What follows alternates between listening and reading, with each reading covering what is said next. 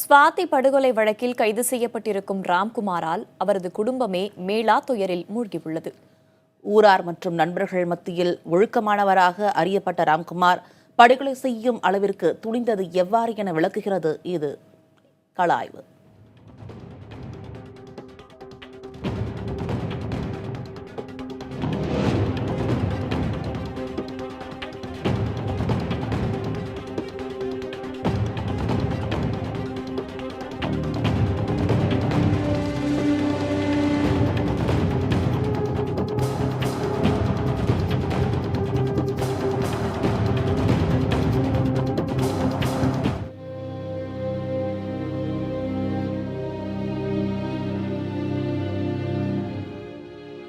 Ramkumar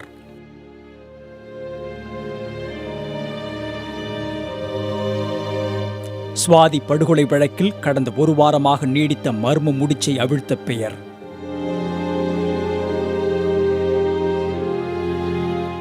June 24 ஆளரவம் குறைவாக காணப்பட்ட இளங்காலை நேரத்தில் தமிழகத்தையே உலுக்கிய பயங்கரத்தை அரங்கேற்றி அந்த புலர்பொழுதின் அமைதியை கலைத்த ராம்குமாரின் பூர்வீகத்தை தேடி களத்தில் இறங்கியது புதிய தலைமுறை.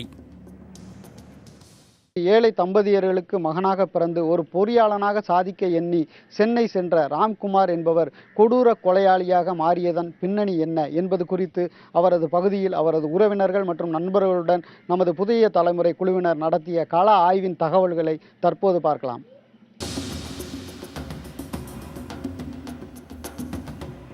பரபரப்புகளற்று பசுமை சூழ்ந்து காணப்படுகிறது நெல்லை மாவட்டம் செங்கோட்டை அருகே மீனாட்சிபுரம் கிராமம்.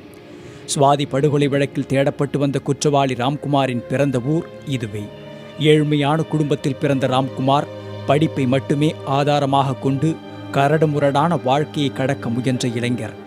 ஊரில் யாரிடமும் கடிந்து பேசியதில்லை. வீண் பேச்சுக்கோ தவறான பழக்கத்திற்கோ ஆளாகாமல் கிராமத்தினரின் நன்மதிப்பை பெற்று வந்துள்ளார் ராம்குமார்.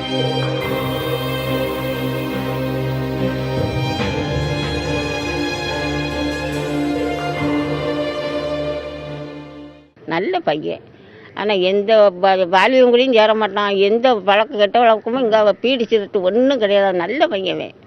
ஏனமா அவனுக்கு நடந்த தவறுபட்டு நடந்தது. பேக்கு எதுவும் கொண்டு இல்லை அவன் பையன். சும்மா ஒரு கையில் 2 பேப்பரை வச்சுக்கிட்டு வந்தான். நான் என் மகளை ஸ்கூலுக்கு கூப்பிட்டு போவையில் அங்கே வந்துட்டு இருக்கையில் என்ன மருமனா வந்துட்டியல அப்படின்னு கேட்டேன். அப்போ மாமா இந்த மாதிரி ஃபீஸ் கட்டணும் பணம் வாங்க வந்தோம்னு எங்கிட்ட சொன்னான். கல்லூரி காலங்களிலும் கல்வியில் மட்டுமே ஆர்வம் காட்டிய ராம்குமார் வகுப்புகளில் முன்வரிசையில் அமர்ந்து பாடங்களை ஆர்வமாக கேட்டு வந்ததாக உடன் பயின்ற நண்பர்கள் கூறுகின்றனர். பாடம் சார்ந்து பிற மாணவர்களின் சந்தேகங்களை தீர்ப்பது, வருகை பதிவேட்டை கவனிப்பது என நடைமுறை ஒழுக்கங்களை பேணி வந்த ராம்குமார் கொலை வழக்கில் சிக்கியது வேதனையளிப்பதாக கூறுகின்றார் கல்லூரி நண்பர். ஃபர்ஸ்ட் பெஞ்சில் தான் இருப்பான். எப்போ இந்த டஸ்டரு, சாக் பீஸு, அப்புறம் லீவ் ரிப்போர்ட்டு இந்த மாதிரி இது மெயின்டைன் பண்ணிவிட்டு நோட்ஸ் எடுத்துகிட்டு அந்த மாதிரி ஒரு இதில் தான் இருப்பான். 3 வருஷமாக அந்த மாதிரி தான் இருந்தான். யாருக்கிட்டையும் பேச மாட்டான். அவனுக்கு பெரும்பாலும் ஃப்ரெண்ட்ஸே கிடையாது.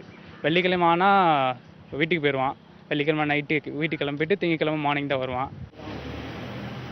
வகுப்பறையை தாண்டி தினமும் நூலகத்திற்கு செல்லும் பழக்கமும் ராம்குமாரிடம் இருந்திருக்கிறது. ஆட்சியராக வேண்டுமென்ற கனவில் வாழ்ந்த அவர் தன்னால் மீனாட்சிபுரம் கிராமம் பெருமையும் வளர்ச்சியும் அடைய வேண்டும் என்று கூறியதாக நூலகர் ராமசாமி தெரிவிக்கிறார். ஒரு IAS ஆகணும் அப்படிங்கிற எண்ணத்தோடு தான் லைப்ரரிக்கு வந்தார். அப்படி வந்து அவர் ஒரு சமுதாயத்தில் அந்த ஊரையே ஒரு முன்னேற்றணும், தானும் ஒரு முன்னேறணுங்கிற ஒரு எண்ணத்தோடு வந்த ஒரு நபர் இன்றைக்கி வந்து ஒரு பாதாள ஒரு செயலில் மாட்டிக்கிட்டார். தனிமை தந்த மன உளைச்சலே ராம்குமாரை இத்தகைய கோர முடிவுக்கு தள்ளியதாக கூறப்படுகிறது. ராம்குமாருக்கு நல்ல நண்பர் இருந்திருந்தால் இந்த படுகொலையை நிகழ்ந்திருக்க வாய்ப்பில்லை என்கின்றனர் மனநல மருத்துவர்கள். டிஸ்கஸ் பண்ணாமல் தானாகவே யோசிச்சதுனால, தானாகவே முடிவெடுத்ததுனால இப்படி ஒரு சூழ்நிலை வந்திருக்க வாய்ப்பு உண்டு. ஒருவேளை நல்ல நண்பர்கள் இருந்திருந்தாங்க அப்படின்னாங்கன்னா இதோட எதிர் விளைவுகளை வந்து கண்டிப்பாக சொல்லியிருப்பாங்க. ஸோ ஒரு செகண்ட் டிசிஷன் கண்டிப்பாக எடுத்து ஒரு நல்ல முடிவுக்கு வந்திருக்கலாம். ஒன்று, பொருளாதாரத்தில் நொடிந்து போயுள்ள தங்கள் வாழ்க்கையை ராம்குமார் வேலைக்கு சென்று கரை சேர்ப்பார் என்று ஆசைக்கோட்டை கட்டி அவரது பெற்றோரும் சகோதரிகளும் மீளாத் ஏரில் மூழ்கியுள்ளனர். பிள்ளைகளை பெற்றால் மட்டும் பெற்றோர்களின் கடமை முடிந்து விடாது, அவர்களை முறையான கண்காணிப்பில் வளர்க்க வேண்டும் என்பது இந்த ராம்குமாரின் செயல் உணர்த்துகின்றது. புதிய தலைமுறைக்காக ஒளிப்பதிவாளர் குணசேகரன், செங்கோட்டை செய்தியாளர் சுந்தரமகேசுடன், நாகேந்திரன்.